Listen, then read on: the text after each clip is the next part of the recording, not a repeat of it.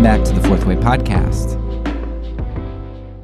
Today we are going to finish up our book by Adin Ballou called Christian Non-Resistance in All Its Important Bearings. This will be the last chapter, Chapter 7 of his work. Chapter 7, Non-Resistance in Relation to Government. Is non-resistance for or against human government? I propose to occupy the present chapter in treating on the relation of non-resistance to human government. Is non-resistance, as defined and expounded in this work, for or against human government per se? This depends on what sense is given to the adjective human when joined to the noun government. If human government be understood to imply or presuppose an inherent, original, absolute power in man to make laws and exercise discretionary control over man, non-resistance is against it. It denies any such inherent, original, absolute power in man and refers it to only God. In this sense, all rightful government is essentially divine, man being ever a subject, not a governor.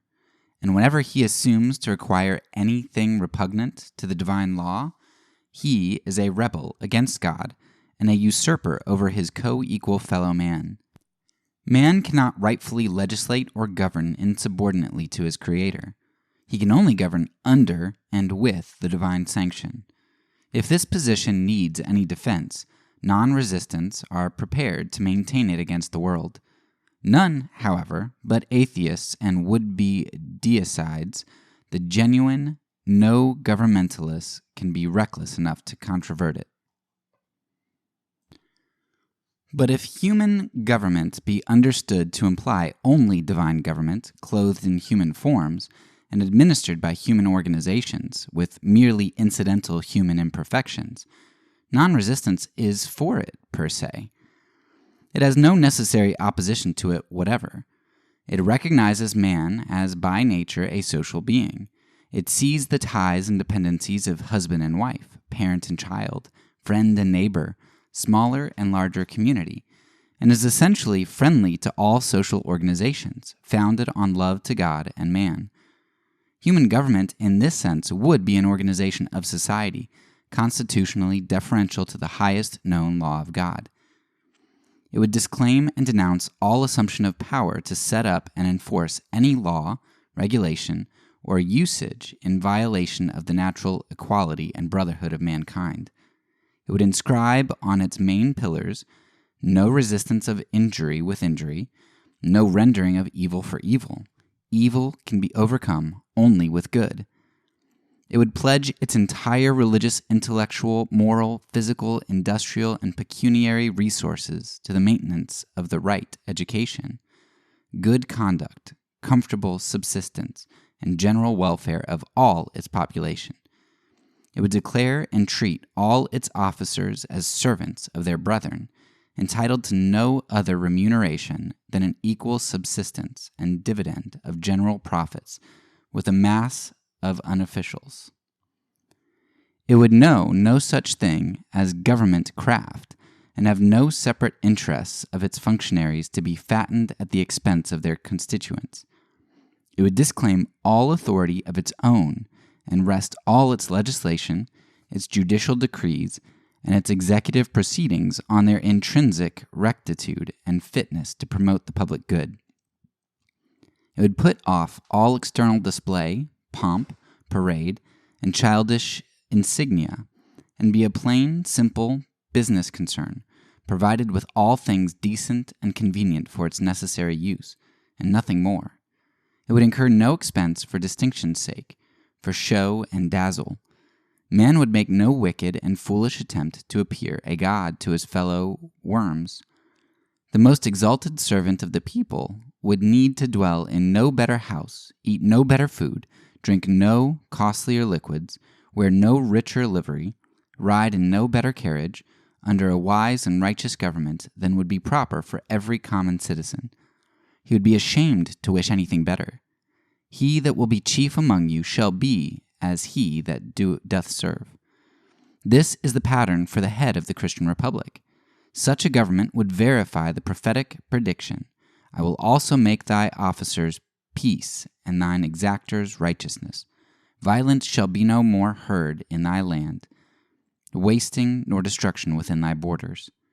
Such a government there will yet be throughout the earth. It is coming in the dim, distant future. Christian non-resistance is its forerunner, and will hail its arrival amid the welcome shouts of an enlightened world. Men will then look back on our present semi-barbarous governments, much as a philosopher now does on the picture of an Indian sachem, smeared with paint, ornamented with feathers and wampum, and resting on his war club or tomahawk, understanding then by human government only divine government, humanized in its forms, applications, and details. Non-resistance is decidedly for it, per se. Human government de facto. But is it for human government as it is de facto? This is now the practical question. No. Why not? Because it cannot be both for and against itself. Non-resistance cannot be for war, capital punishment, slavery, and all sorts of penal injury. Nor can it be for any government which is fundamentally for these things. These things are not reconcilable with non-resistance. Its adherents cannot therefore be voluntary participators in existing governments, not because they are opposed to government per se, but because they are utterly opposed to these fundamental evils with which all that is good in existing governments is inseparably interwoven. They demand a removal of these anti-Christian articles from our national and state constitutions before they can voluntarily participate in the government. Are they right in assuming this stand? Objection. No, says the objector. You are not clearly right to my apprehension in charging our national and state constitution with being necessarily for war, capital punishment, slavery, and penal injury. But if you are right in this, you are positively wrong in refusing to participate in the government till these things are expunged. If you will neither hold office, vote, nor bring actions at law under the government, how do you expect these evils are to be eradicated? You ought to take part in the government, if for nothing else, to effect the necessary amendments in our constitutions. Who is to remove these evils if you, who see and feel them, refuse to lift a finger to dislodge them? Stay in the government and reform it. You frustrate your own aims by non-participation. Answer. War, capital punishment, slavery, and many penal injuries have prevailed in the United States. They still prevail. Are they contrary to the fundamental law? Do they not flourish under its positive sanctions? I shall not go far out of my way to establish facts naked to universal observation, without meddling with fine-spun arguments designed to show that the federal Constitution is an anti-slavery instrument, or anticipating any ingenious plea which might be offered to demonstrate its consonance with Christianity in respect to capital punishment. I shall content myself with presenting an extract from the Constitution of Massachusetts, a state in the vanguard of human improvement, and two or three from that of the United States. These will show whether non-resistance can endorse even Republican constitutions, not to mention the written and unwritten ones of the Old World. Extract from the Constitution of Massachusetts. The Governor of the Commonwealth, for the time being, shall be the Commander-in-Chief of the Army and Navy, and of all the military forces of the state, by sea and land, and shall have full power, by himself or by any commander or other officer and officers, from time to time, to train, instruct, exercise, and govern the militia and navy, and for the special defense and safety of the Commonwealth, to assemble in martial array and put in warlike posture the inhabitants thereof, and to lead and conduct them, and with them to encounter, repel, resist, expel, and pursue by force of arms, as well as by sea and by land, within or without the limits of the Commonwealth, and also to kill, slay, and destroy, if necessary, and conquer by all fitting ways, enterprises, and means whatsoever, all and every such persons as shall at any time hereafter in a hostile manner attempt or enterprise the destruction, invasion, detriment, or annoyance of the Commonwealth, and to use and exercise over the army and navy, and over the militia in actual service, the law martial in time of war and invasion, and also in time of rebellion declared by the legislature to exist, association shall necessarily require, and to take in surprise by all ways and means whatsoever, all and every such person or persons, with their ships, arms, ammunition, and other goods, as shall, in a hostile manner, invade or attempt the invading, conquering, or annoying of this Commonwealth.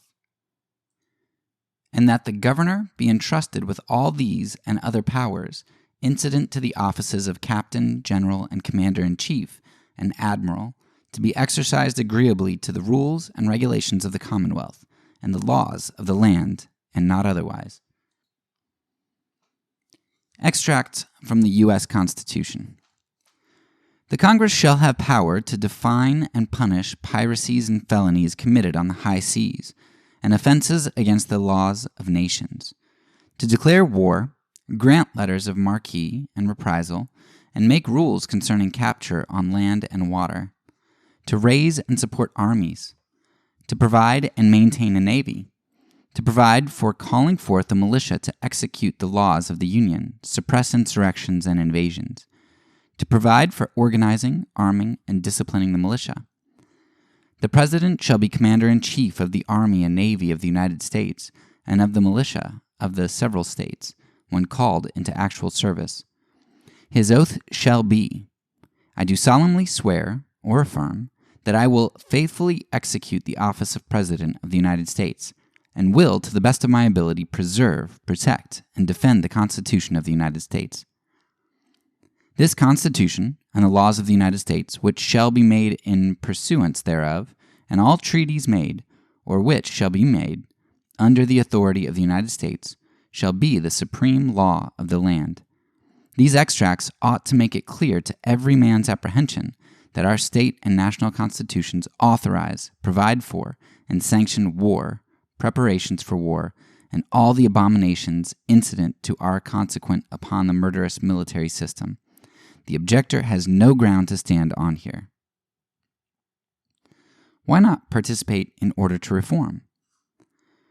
But to come to the second part of the objection, if the non-resistants are right as to the fundamental military and penal character of the government, the objector declares they are positively wrong in refusing to participate in the government till these things are expunged. He wishes to know how or by whom we expect these evils to be eradicated if we will neither hold office, vote, nor bring actions at law. He bids us to stay in the government, to reform it, and tells us that we frustrate our own aims by non-participation. This will pass current with the mass of people for sound common sense, but I shall show it to be more specious than substantial. If our scruples related solely to minor details and incidental defects in the existing governments, the objector's reasoning would be conclusive, for we do not exact absolute perfection, either theoretical or practical, in constitutions of government as a condition of our participation in them. We can readily conceive of a radically Christian government with minor errors and defects in its details, and certainly with incidental abuses of administration arising out of human imperfection.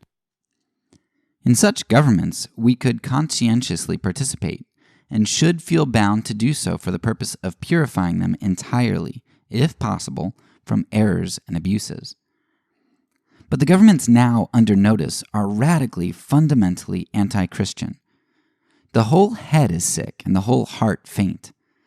Military and injurious penal power in their very lifeblood, the stamina of their existence.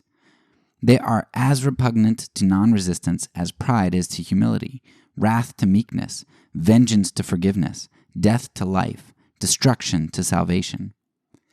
These constitutions have the double character of declarations and covenants. They declare what is to be considered truth and duty, and are a solemn mutual covenant of the people with each other, as to what may or shall be done in their name. They are written out with great clearness and precision, so that no one may misunderstand them. When a man assents to them, or swears to support them, or acknowledges himself a party to the compact established by them, they become, to all intents and purposes, declarations of what he regards as truth and duty, and a pledge on his part that he will faithfully cooperate in carrying them into full effect. If they do not declare his sentiments, he makes himself a liar by endorsing, subscribing, or assenting to them. If he does not honestly mean to cooperate in giving them practical efficacy, he perjures himself by solemnly engaging to support the compact. Cannot lie and commit perjury. Am I advised to lie and commit perjury in order to reform an anti-Christian government? If I accept any office of distinction, I must swear or affirm to support the Constitution, not in parts, but entire. In fact, I cannot vote without either actually taking such oath or affirmation, or at least virtually acknowledging myself to be under the highest obligations of allegiance. Government in this country is vested in its voters. They are leagued together by their common declaration of sentiments and mutual covenant. The Constitution, to conduct the government in a certain way, and to maintain its authority by military force. It seems to have been universally taken for granted that military force would be indispensable. It is therefore a gross fraud and imposition for any man to appear at the ballot box as a voter who is at heart false to the Constitution, who does not mean in good faith to abide by and support it, and just as it is, till it can be constitutionally amended. This is what a non-resistant cannot do, without treason to the divine government, without trampling underfoot the precepts of Jesus Christ. Would the objector have me join an association of persons who covenant that their governor shall be commander-in-chief of the army and navy, and of all their military forces by sea and by land? Whose army, navy, and military forces? Mine? Am I, a non-resistant, in company with a combination who have armies, navies, and military forces? And do I agree that our chief servant shall be commanded these? That he may lead them forth to kill, slay, and destroy our enemies? Am I to vote for such an officer and agree to have him put under oath to do such things? A most exemplary non-resistant indeed. Should I not speedily convince the common mind that I was amazingly opposed to war and all its kindred deeds? Delegated power to declare war. Will the objector insist that I shall proclaim to all the world my assent and agreement as a co-governing citizen of the United States that Congress shall have power to declare war? My representatives have power to do this wicked thing in my name at their discretion. Power to turn the whole nation into impious robbers, murderers, and desolators of the earth. Power to declare all this lawful, just, and right. Power to authorize and preparation of all these crimes and cruelties of war. Never. I will not agree or consent to any such thing. It is an abomination. I will hold office on no such conditions. I will not be a voter on such conditions. I will join no church or state who hold such a creed or prescribe such a covenant for the subscription of their members. Letters of marque and reprisal, piracy. Much less will the objector persuade me to authorize any Congress of mine ever to grant those piratical commissions called letters of marque and reprisal. Defensive war on the home soil to repel murderous invaders, though the most excusable of all war, is forbidden by Christianity. How much more these sevenfold abominations called letters of marque and reprisal? What are they? Nothing but commissions to unprincipled buccaneers to rob, plunder, and murder defenseless peoples on the high seas.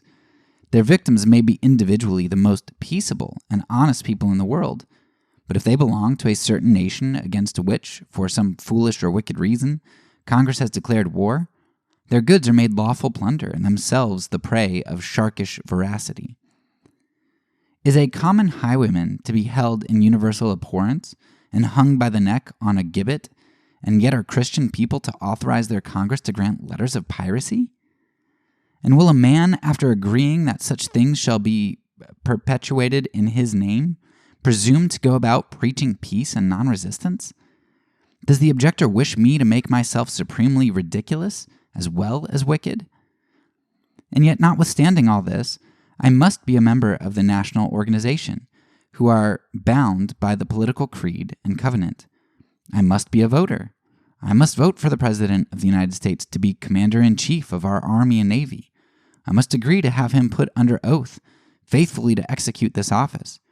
I must myself be ready to accept of this, that, and other offices, prefaced by an obligation to support the entire Constitution, war, slavery, and all that, as the supreme law of the land. And if idolatry were a fundamental prescription of the compact, I must support that too. All this for the sake of wielding the necessary influence to reform the government. Unless I lie, perjure myself, and sacrifice every particle of my non-resistant principle for the time being in order to participate in the government as it is, I can never hope to see a Christian government established. I happen to see a more excellent way: fidelity to principle. Legal and political actions. Many people seem to take for granted that legal and political action affords to good men indispensable instrumentalities for the promotion of moral reform, or at least for the maintenance of wholesome order in society. Hence we hear much said of the duty of enforcing certain penal laws, of voting for just rulers, and of rendering government a terror to evildoers.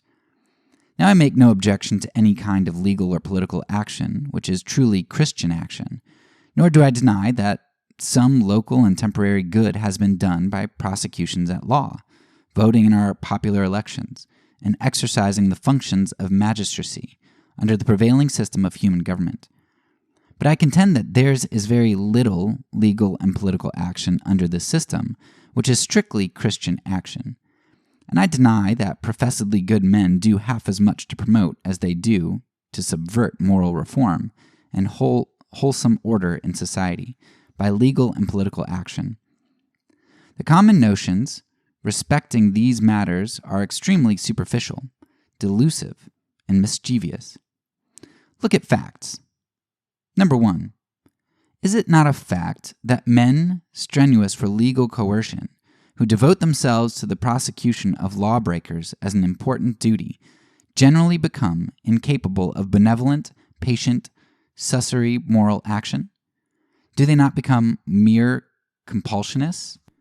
Do they not become disagreeable to humble minds and objects of defiance to the lawless? Is not this generally the case? I am sure it is. Reliance on injurious penal force costs more than it comes to, as an instrumentality for the promotion of moral reform. It works only a little less mischievously in morale than in religion. Number 2. Is it not a fact that equally good men are divided among all the rival political parties, and that under pretense of doing their duty to God and humanity, they vote point blank for and against the same men and measures, mutually thwarting, as far as possible, each other's preferences? Every man knows this. Does God make it their duty to practice this sheer contradiction and hostility of effort at the ballot box? Does enlightened humanity prompt it? No. There must be a cheat somewhere in the game. The Holy Ghost does not blaspheme the Holy Ghost, nor Satan cast out Satan. Either the men are not good, or their notions of duty are false. Number 3. Is it not a fact that the most scrupulously moral and circumspect men in all the rival political parties are uniformly found, with very rare exceptions, either among the rank and file of their party or in the inferior offices? Are our wisest and best men of each party put forward as leaders? Are not the managers, the real wire pullers, generally selfish, unscrupulous men? Whatever may be the exceptions, is not this the general rule? We have all seen that it is. How then is it to be accounted for on the supposition that political action is so adapted to moral reform and wholesome order in society? The facts contradict the theory. The good men in political parties are not the leaders, but the led. They do not use political actions to a noble end, but are themselves the dupes and tools of immoral managers, put up or put down, foremost or rearmost, in the center or on the flank, just as they will show and count to the best advantage. All they are wanted for is to shake and count against the same class in the other party. Their use is to give respectability, weight of character, and moral capital to their party. They are the stool pigeons, the decoy ducks, the take-ins of their managers. The way they are used and the game of iniquity played off are the proof of this. Yet this is what many simple souls call having influence. Number 4. Is it not a fact that of the very few high-toned moral men who happen to get into the headquarters of political distinction, not 1 in 10 escapes contamination or utter disgust? And now, what do all these facts prove? That under the present system of government, legal and political action is generally anti-Christian. That political good men are influential chiefly as tools for mischief, and that non-political good men are the most likely to render legalists and politicians decent in the affairs of government. How to reform government. Existing governments have their merits. They might be worse than they are. They are as good as the great mass of the people demand or are capable of appreciating. If full-grown Christian constitutions were proffered to them, they would vote them down with contempt. If we could cheat them into the reception of one, they would not know how to live under it. Governments are correct exponents of the aggregate religious light, moral sentiment, and intellectual development of the people living under them. People with a false and low religion, a false and low morality, a low and underdeveloped intellect will have a corresponding false and low organization of society, false and low government. An Esquimaux Hottentot or New Hollander would devise and administer an Esquimaux Hottentot or New Holland government. The reason why we have not a Christian government is that our people are not, in the aggregate, a Christian people. The aggregate religion is far below the Christian standard. The aggregate conscience and moral sentiment of the people is semi-barbarous, and their aggregate intellect is not yet sufficiently improved by knowledge and discipline to see how low their religion and morality is. They are therefore not even ashamed of war and slavery. They do not see that these gross abominations are their disgrace and curse. We have got to enlighten them, expand their intellects, purify their moral sentiment, quicken their consciences, and reform their religious ideas. This is not to be done by voting at the polls, by seeking influential offices in the government, and binding ourselves to anti-Christian political compacts. It is to be done by pure Christian precepts faithfully inculcated, and pure Christian examples on the part of those who have been favored to receive the embrace the highest truths. They must hold up the true standard, let their light shine, and patiently persevere in the great work of creating a new heart and a new spirit in the people. They must do nothing to disparage or hinder whatever is good in the existing order of society and government. Still less must they do anything to hinder their own pure testimony, either by seditious opposition to government or by voluntary participation in its sins. They must not falsify their principles by going with the governments to do evil, nor in going against the wrongs by anti-Christian means, nor by condemning anything in which it is right and good per se. This is the straight and narrow way of Christ. When a considerable portion of the people have been enlightened and won over to Christian non-resistance, the tide of public sentiment will begin to set with such force against war and the whole injury-inflicting system that the less enlightened and less conscientious portion will insensibly yield to the current, and the relics of barbarism, one after another, be cast to the moles and bats. Thus, ultimately, government will be Christianized, and the most scrupulous discipline of the non-resistant Savior feel at liberty to perform any service in it which the public good may require. What a work is to be performed! It has commenced, and will progress much faster than either faint-hearted friends or unbelieving scoffers anticipate, though doubtless its consummation is at a great distance.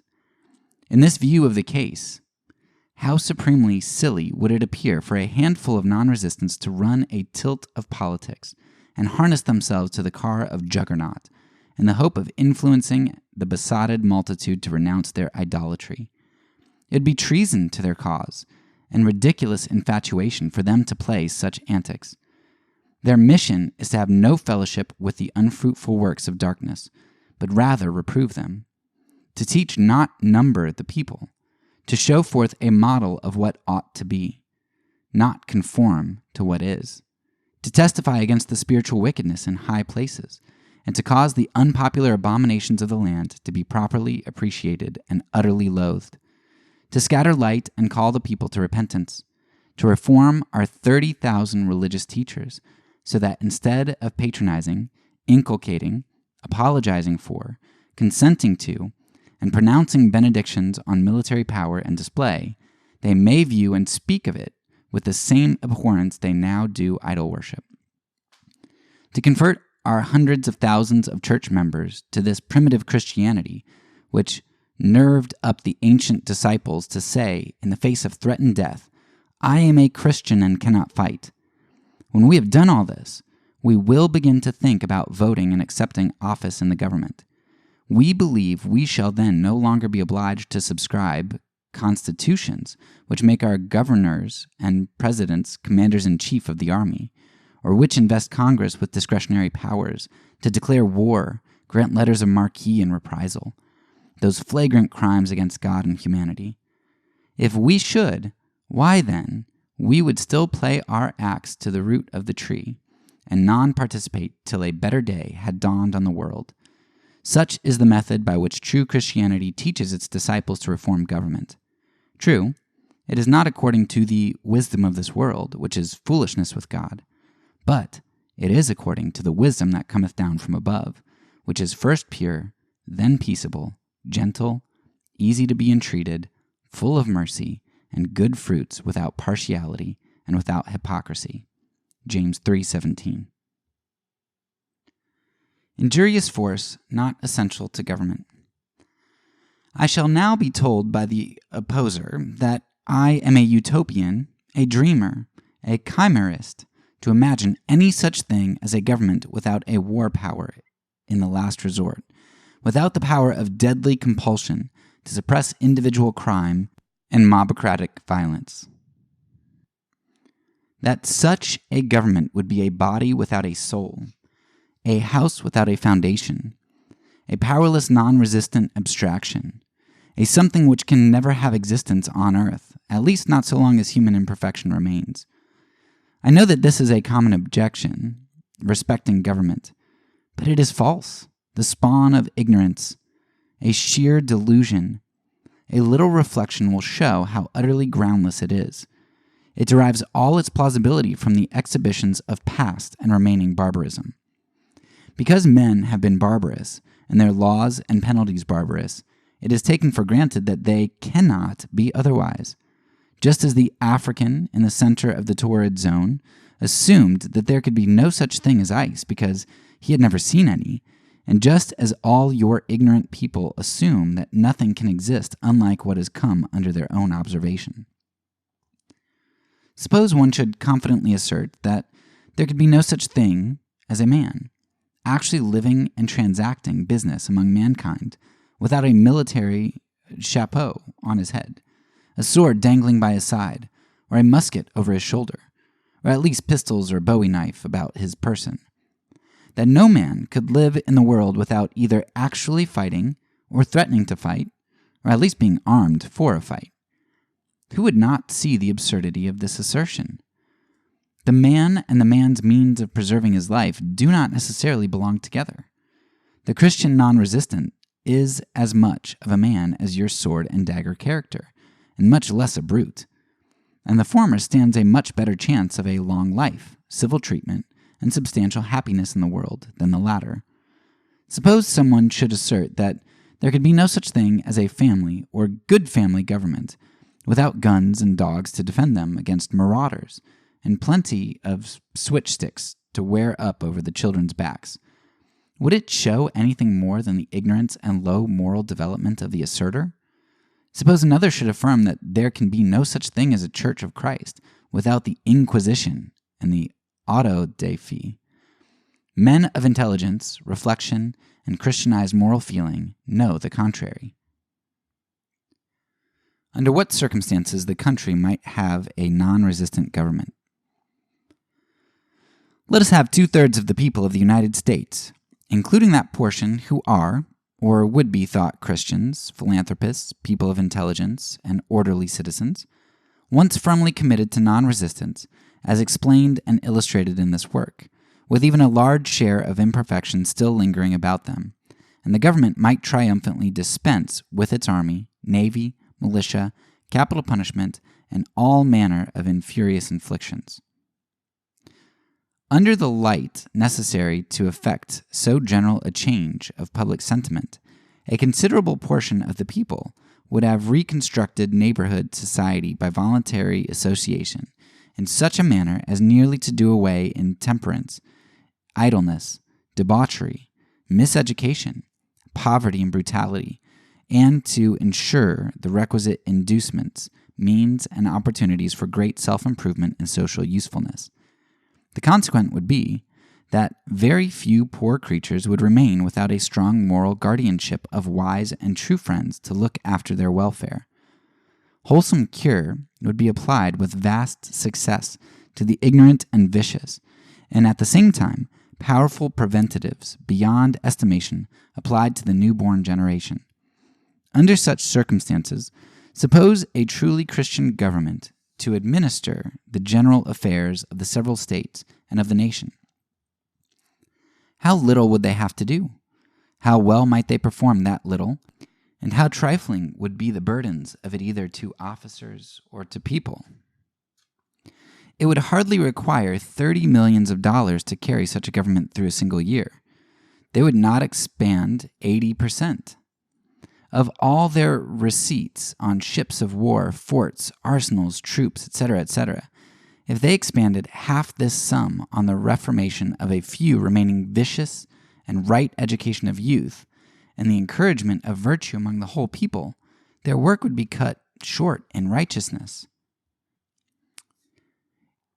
If here and there a disorderly individual broke over the bounds of decency, the whole force of renovated public sentiment would surround and press in upon him like the waters of the ocean, and slight, uninjurious force would prevent personal outrage in the most extreme cases. And every day, the causes of such extreme cases would be undergoing the process of annihilation. Meantime, England and the other great nations, between whom and ourselves there is such a frequent and increasing familiarity of intercourse, would vie with ours, not which should have the strongest army and navy and be able to do the most mischief, but which should lead off in the glorious work of reforming, improving, and blessing the human race. Patriotism would then no longer strut in regimentals, recount its ruffian exploits, and provoke quarrels with fellow men for the crime of having been born over sea, or on the other side of a mountain or river. It would glory in superior justice, forbearance, meekness, forgiveness, charity. O glorious heirs, I see thee coming to smile on my country and the world. Thou art advancing in silent majesty on the remote verge of this blue horizon. Clouds of dust intervene between thee and the uncouth present. They conceal these from the gaze of the boisterous and bustling multitude. The prophets even can but dimly discern thy beautiful outline, but thou art drawing nearer. Angels are thy heralds. The morning stars are singing together in the train, and the sons of God shout for joy. In due time the heavens shall kiss the earth in thy presence, and the earth shall be restored to the bliss of heaven. View of present order of things and remedies. But we must turn back from this vision and listen again to the scoffs of skepticism, the growls of frowning bigotry, and the jargon of Babylon the Great. We must hear those who make the sword, the gibbet, and the dungeon their gods, denounce the doctrines of mercy, and extol the efficacy of cruelty. The world is full of criminals, say they, horrid criminals, ravening like wolves for the prey. And it is presumption to think of trusting to love, mercy, forbearance, and injurious restraints. The wicked must be slain. The unprincipled must be threatened with destruction. The lawless must be held at bay by the terrors of the halter and the cell. Mankind are too depraved to be held and treated as brethren. This is the language of our professedly wise and upright men, in what are falsely supposed to be the first ranks of society. But it is the language of men who need to be born again before they can enter into the kingdom of God. Pharisees and Sadducees, haughty religionists and moralists, who know not their own hearts, nor what manner of spirit they are of. They look not into the cause of crime. They feel not for their fellow creatures, who are born and have lived under the worst possible circumstances. They see not that 9/10 of the crimes of those whom they glory in bringing to the punishment might have been prevented had good people, so-called, been good enough to care for others beyond the precincts of their own blood relationship. They themselves are great sinners and need great mercy, yet they have little compassion on their fellow sinners of a lower grade. They live in a sort of conventional decency and imagine it to be true morality. They are clothed with the fashionable garments of a superfine selfishness, and vainly imagine themselves acceptable to God. They are supremely covetous of this world's goods, and revel in the midst of extravagance, yet think only of the guilt and deserved punishment of thieves and robbers. Let them spare their maledictions against the punishable class of their fellow creatures. Let each one of them seriously ask the following questions. How much better am I by nature than these murderers, robbers, thieves, and wretched culprits, whom I so much detest? Had I been born of their parents, been brought up as they were brought up, been neglected by the better classes as they were neglected, been tempted as they have been tempted, and been treated as they have been treated, should I have been at this moment what I am? Should I not have been one amongst them, hated and hunted down as a hopeless reprobate? How much attention have I given in my whole life to the consideration of the causes which make one person to differ from another? How much time have I spent in earnest endeavors to prevent my fellow creatures from falling into these crimes, in educating them while children, providing them a good home of industry and comfort in youth, and inducing them in mature age to lead orderly lives? How much thought, how much affection, how much time, how much of my money have I devoted to such purposes? Have I considered these things? Have I brought up my family to consider them? Have I proposed them to my neighbors? Have I brought them before my religious or literary associates? Have I tried by precept, persuasion, and example to unite my friends in preventing pauperism, vice, and crime? Or have I thought chiefly of deterring and punishing crime? Have I been spending nearly all my attention and efforts on myself and my own family to obtain wealth, distinction, fame, self-aggrandizement, and self-indulgence? Have I not been living all this time to myself and for my own little circle of relations and friends? What has my religion done towards making me a Christian after the pattern of Jesus? What has my morality amounted to but worldly decency? And have I not done some things in secret in spite of all my religion and morality, which if known to the world would plunge me into the depths of disgrace? What have I to boast of? Why am I so intent on punishing instead of forgiving and reforming my less fortunate fellow sinners? Would not such a self-examination as this essentially humble and chasten many a self-righteous person? The truth is, if 1/100th part of what the better classes of society now acquire contrary to the law of love, and expand on themselves to their positive hurt, were faithfully devoted to the prevention and reformation of crime, scarce an offender would remain in society, if no more than what is expended in detecting, trying to punish criminals, were judiciously applied to the work of prevention and reformation. It would accomplish 10 times more for society than it now does. But alas, as undertakers live and flourish by burying the dead, so there are not a few in the present organization of society who live by hunting and punishing criminals.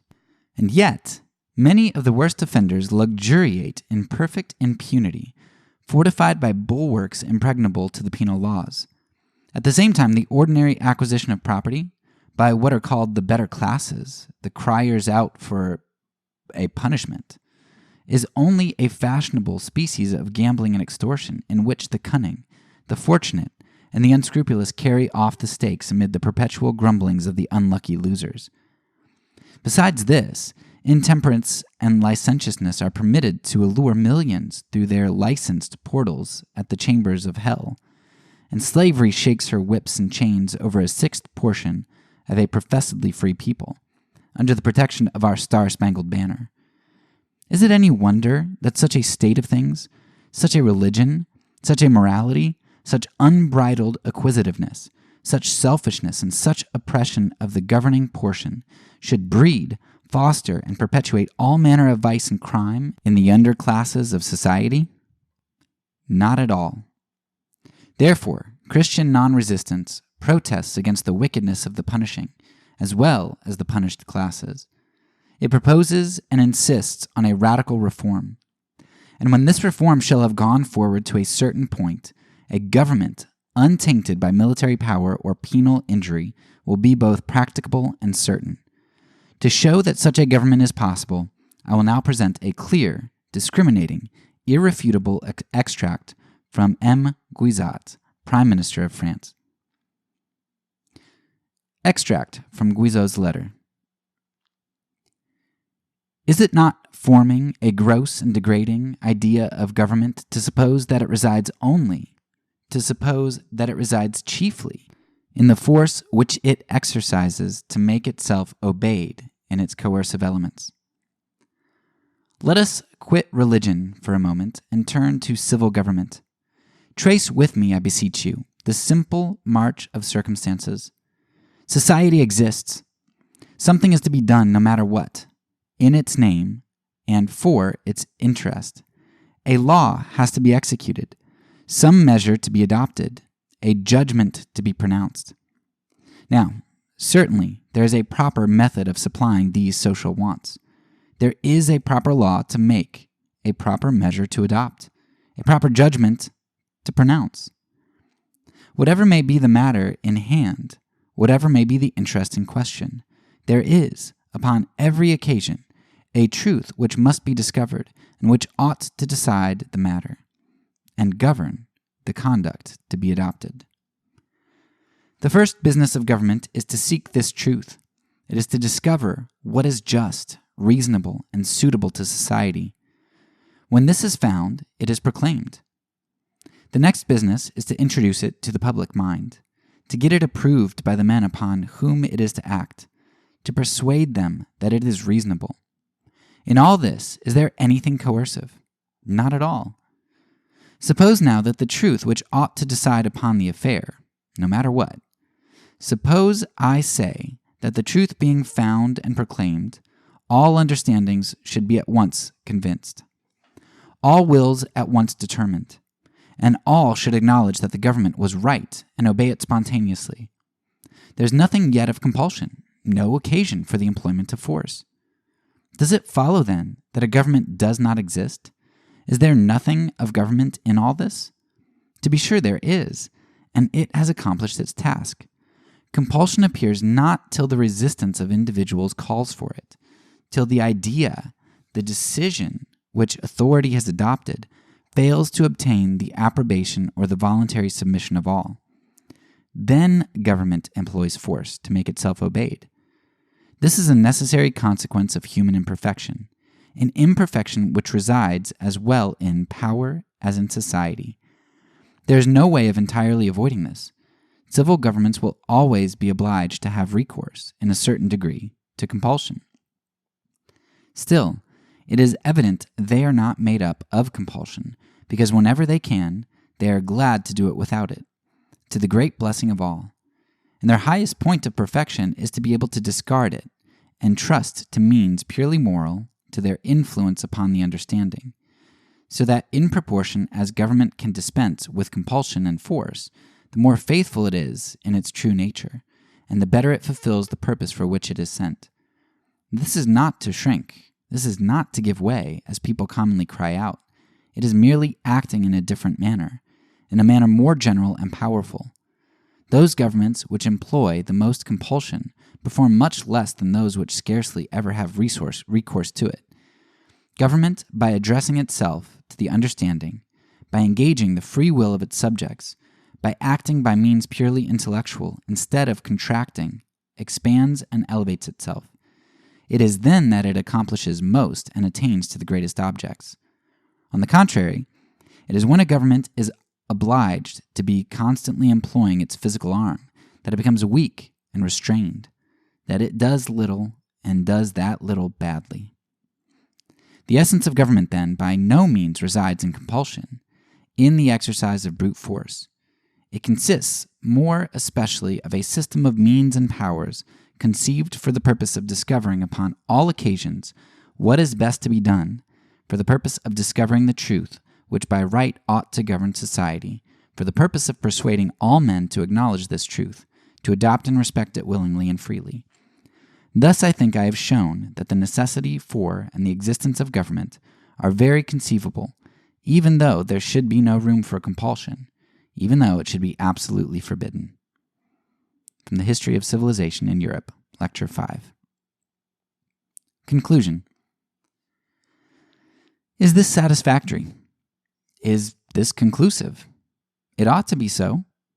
It is not the language of a non-resistant enthusiast, a utopian dreamer, but of Monsieur Guizot, an intelligent and accomplished prime minister of Louis Philippe.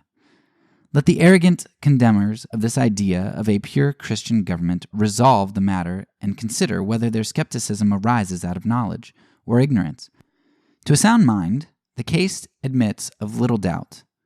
The great prerequisites to this establishment of such a government has already been pointed out.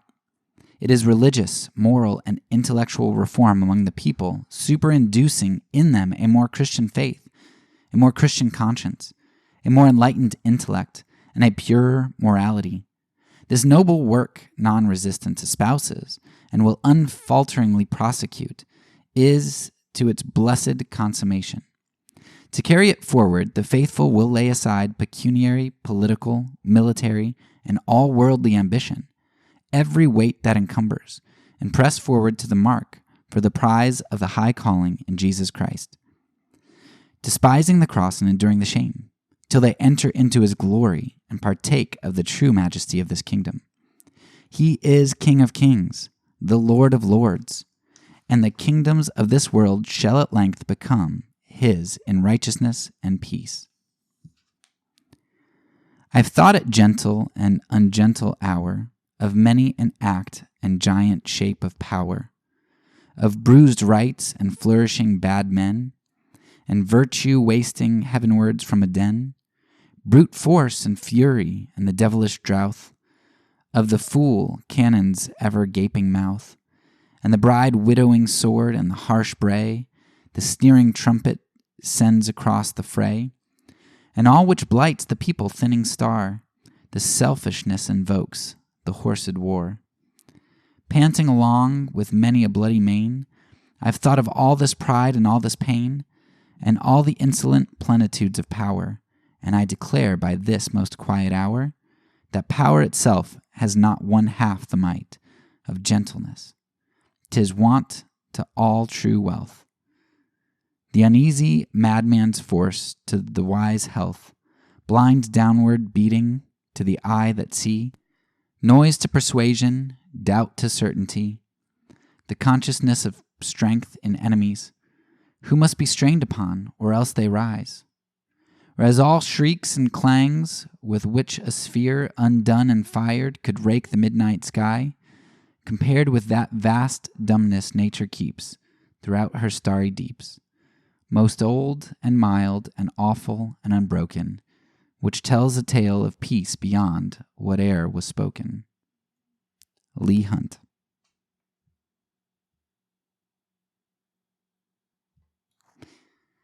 All right. So a number of things that I want to pull out here from the final chapter of Ballou's work. First, something that if you've listened to this podcast for a while, you've heard me mention it a number of times. But Ballou, I think, points out really well at both the beginning and the end. At the first part, Ballou points out that he's basically saying that a big part of this nonviolence aspect is not just not killing people, not just this negative justice, right? Avoiding negative justice, but it's really the doing of positive justice. So in the beginning, he points out a lot of how greed and self-interest are problems in government and really cause a lot of the violence. And then at the end, he gets into it quite a bit deeper, and he's like, look, I mean, people in society, do you ever consider why 90% of the quote bad people are bad? Like, why do they make the decisions they make? And what have you really done? Like, have you really done your positive justice Christian duty? Have you really reached out to them? In the beginning of his work of this chapter, he's talking about government officials, not driving better not cars, but buggies, not drinking expensive liquids and having these feasts and things. He's like, look, government officials, they set themselves up as this other class that enjoys all these things while their constituency, a portion of them, suffers. He's like, that's wicked. That's not Christian. And then at the end, he's like, okay, so there are people who do bad things, but why do many of them do the bad things that they do? It's probably because they were raised a particular way by bad, negligent parents. They came into want because of poverty or because people are taking advantage of them. And in large part because we're not doing our positive justice as individuals, as Christians, but then the government's not doing positive justice because what is the government spending its money on? By and large, warfare. And you see this also in, Dwight Eisenhower had this famous speech where he says, every bomber airplane is like 10 schools, whatever he says. His point is, look, a decision to spend money on military is a decision to not do positive justice. And that's a double whammy for a Christian, because not only are we not doing positive justice, but then what we are spending our money on is either self-interest or negative justice, right? We're going and we're killing people through warfare. So it's a double whammy for Christians, which Ballou points out. And we have talked throughout the seasons how it's interesting for me personally. I came to nonviolence through a dissonance that was created by my exposure to working with the poor. And working with the poor, I realized I am not like Jesus. Jesus was radical. And when I realized that Jesus was radical and my life was not, in regards to positive justice and poverty, if I'm really supposed to give to the beggar, maybe I really am supposed to forgive my enemies. Maybe I really am supposed to love them too. Maybe I am supposed to do good to them. Maybe I am supposed to turn the other cheek. All those things, but come into view. And most of us aren't going to go and fight in a war or have dealings with violence face to face. But we do get opportunities, with more frequency at least, to come face to face with those in need, with the poor. And I think seeing the poor, working with the poor, coming in contact with that experience is a gateway for accepting Jesus. And it makes sense. I mean, like, look at his Beatitudes and the way that he talks about the poor and the outcast. Theirs is the kingdom of heaven. And when you come in contact with those people, you come in contact with the kingdom of heaven, and you get the choice to either take it or leave it. Do I really want to be in the kingdom of heaven because the kingdom of heaven is such as these? Do I want to be in with a bunch of poor people and kids if that's what the kingdom of heaven is like? Am I willing to humble myself and accept that? So it's really not surprising to me that kind of at the culmination of Ballou's book, poverty and positive justice are a part of it. So sure, his book is about why we shouldn't participate in negative justice, but a huge aspect of that is going to be, because the Christian kingdom provides an alternative. We are a kingdom that does positive justice. And when we do positive justice, we have less of a felt need for negative justice, because it not only is it just better and it's the way that God created it to work, but also, like, don't you think it's a little bit more efficient to do positive justice? It might be hard at first to forgive a murderer. Maybe you think that he's going to go out and murder somebody else, and maybe he will. But as we start to do positive justice, we create less victims and we cut off a cycle of violence. And that might involve us eating the cost at first, initially, and having to deal with that. But long term, it's more effective too, because we build people up. I know that they're doing this in different communities, like with gangs and trying to have mediators and interventions. And there are lots of peacemakers doing great work across the world, trying to facilitate this type of thing. Another thing that stood out in this section was it reminded me of when we talked about our individual self-defense. What would you do if somebody comes into your home to harm you? And John Howard Yoder has a book called What Would You Do?, in which he highlights something that I think Ballou hits on perfectly right here too, where Yoder basically says, hey, look, you really don't care about, about self-defense. Because, and I'll use a more modern war because Yoder uses the Vietnam War since that's what he's writing in. But he's like, look, when your military goes over and kills a bunch of civilians, which that's what our military does. Like, they kill a lot of civilians, not saying on purpose, but it happens, right? Yoder's like, you're not really fighting for them. You say, well, that's just kind of collateral damage. It happens in warfare. That's just kind of reality. And but we've got to do it because that's the right thing. We got to go to war with this country. And Yoder's like, you don't care about self-defense. You don't care about those other people who are dying at the hands of aggression. The reason you want to maintain self-defense is because you want defense for your family, like for your things. You want to protect your things.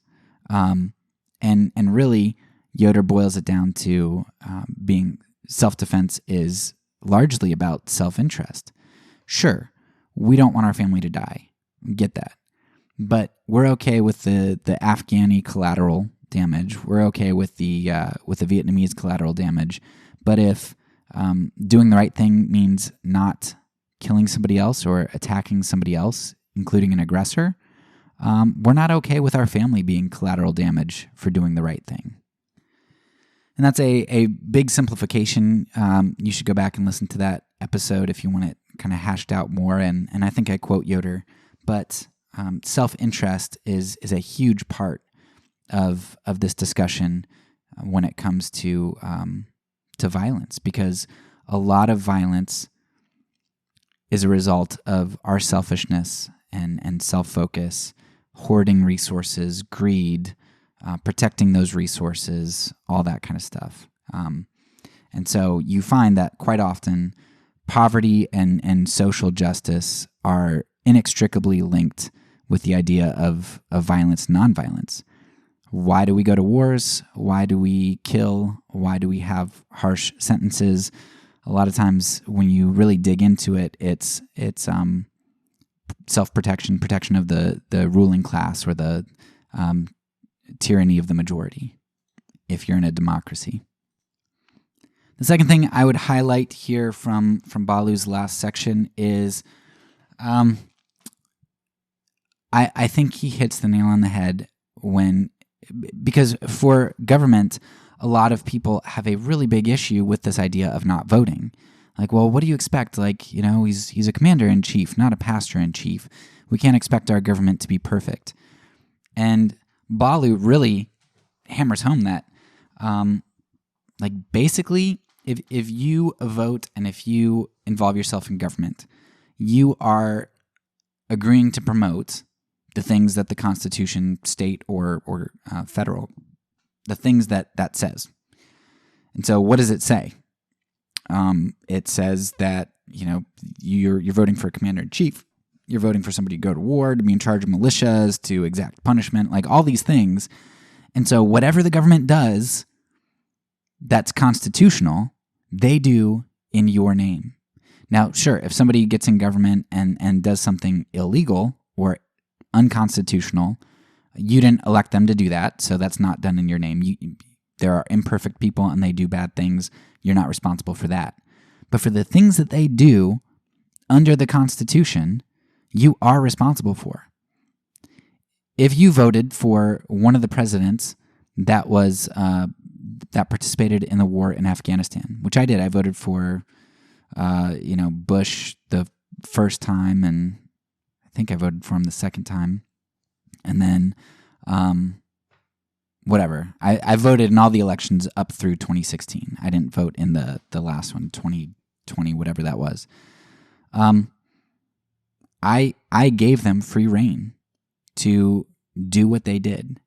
The civilian deaths, as well as the Yemeni children who are starving, the Yemeni people who are starving, because my government is in league with Saudi Arabia and propping them up. I have culpability in those events because I gave my government permission to use my name to do whatever they did that was constitutional. I have blood on my hands. And that's serious. So, and Ballou says, well, if you're nonviolent and you try to go through the government and say, well, I'm really nonviolent, but I'm going to vote so I can get on the inside and then and disrupt it from the inside and vote for nonviolent things. He's like, well, then you're just a liar because you say that you're agreeing with these things, but really you don't. So you either have to be a perjurer or you have to be complicit with what the state does. And Ballou, shows us that, well, what really needs to happen is we need to not support those things. And sure, it's idealistic to think that tomorrow we're going to have the vast majority of the American public who is practicing Christians who are doing positive justice and refuse to do violence. Yeah, it's not going to happen tomorrow, but it's not going to happen at all if people don't change and make Christ their king. And so our job is not to worry so much about the practicality of things, but to do what's right, to be faithful. So I just love how Ballou so well shows that the logic, the moral logic of participation in governmental system. Now, if you're not nonviolent, it probably doesn't weigh on you nearly as much as it does if you are nonviolent. I don't see how you can morally, logically, philosophically adhere to nonviolence and not be a Christian anarchist. That's very difficult for me to see. I don't understand how you can participate in government as it is. Any government in the world, I think any national government in the world, I don't know how you can participate in it and be consistently nonviolent. If you're not for nonviolence, I still think, the government does so many objectively bad things that are constitutional.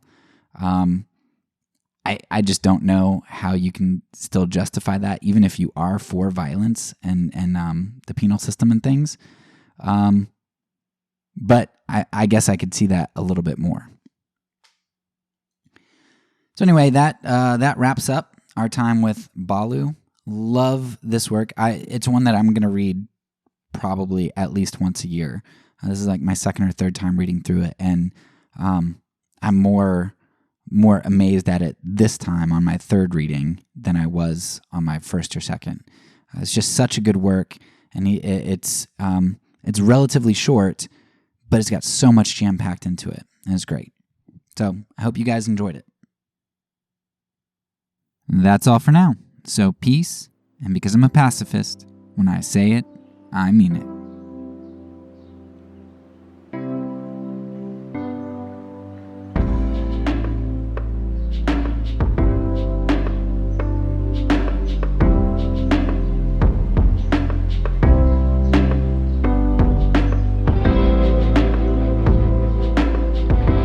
This podcast is a part of the Kingdom Outpost Network. Please check out the links below to find other great podcasts and content related to nonviolence and kingdom living.